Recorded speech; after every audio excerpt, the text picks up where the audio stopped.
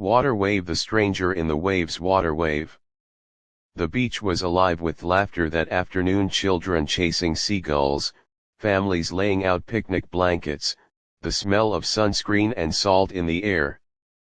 But amidst all the joy, David, a single father of one, stood quietly at the shore, his eyes fixed on the horizon. He wasn't there for fun. He rarely was.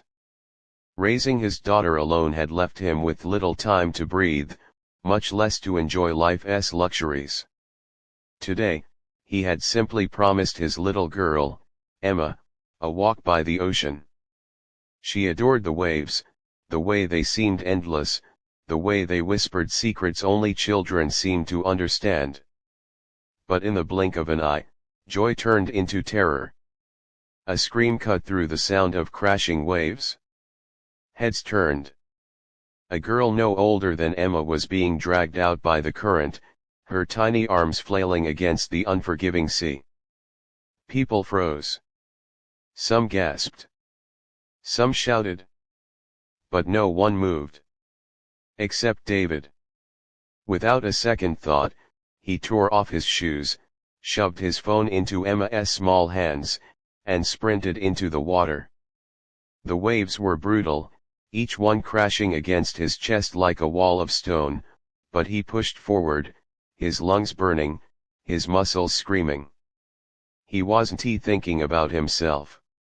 He wasn't thinking about danger. Only about that child's face, pale with fear, and the thought that no little girl deserved to slip away while the world watched. Finally, he reached her. Her body was limp now, her strength stolen by the tide. Wrapping his arm around her, he fought his way back to shore. By the time he stumbled onto the sand, his knees buckled. He laid her down gently, pressing against her chest, breathing air into her lungs, whispering words of hope even though she couldn't hear them. "Come on, sweetheart. Stay with me. Please, stay with me." A circle of onlookers surrounded them, their silence heavy with dread. Time seemed to stretch into eternity. And then finally the girl coughed. Water burst from her lips, followed by a desperate gasp of air. Her eyes fluttered open, wide and terrified, but alive. The crowd exhaled as one, a collective sigh of relief. But then something strange happened. Gasps rippled through the circle. Fingers pointed. Murmurs turned into whispers, whispers into stunned recognition.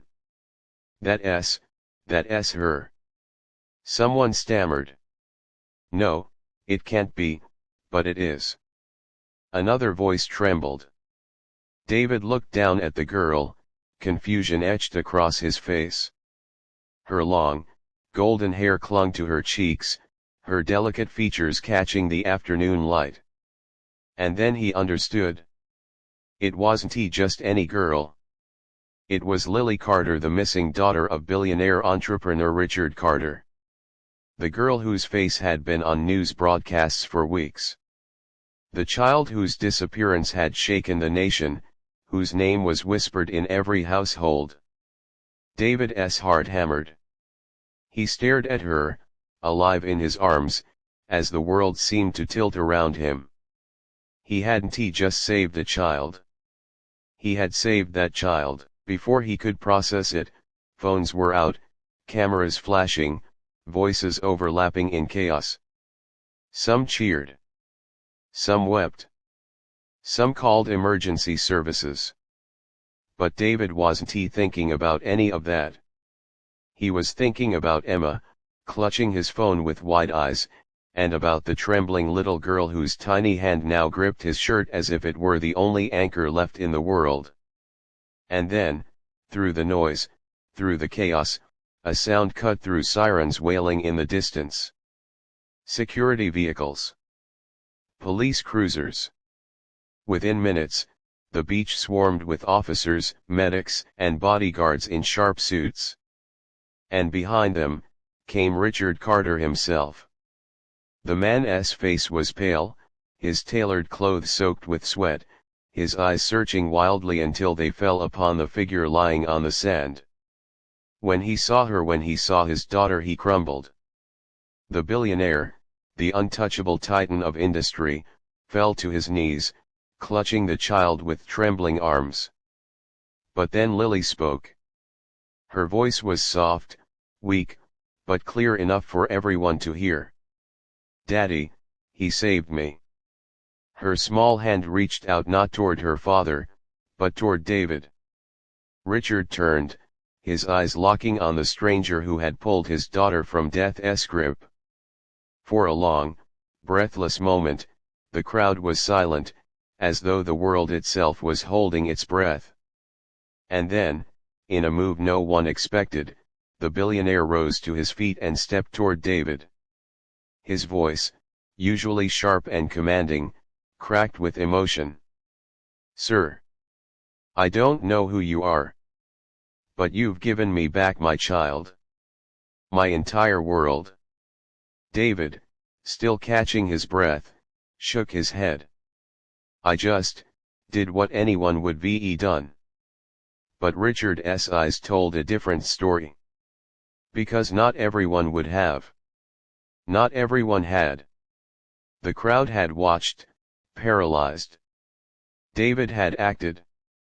In that moment, something unspoken passed between them: gratitude, respect, and a bond forged in salt water and sacrifice. As medics tended to Lily and the press swarmed the scene, Emma tugged on her father's sleeve. Her little voice whispered what everyone else was too stunned to say aloud. "Daddy, you're a hero." And for the first time in a long time, David allowed himself to smile. Because, in that single afternoon by the waves, a man who thought he was invisible, who struggled daily just to make ends meet, had not only saved a life, he had changed his own forever.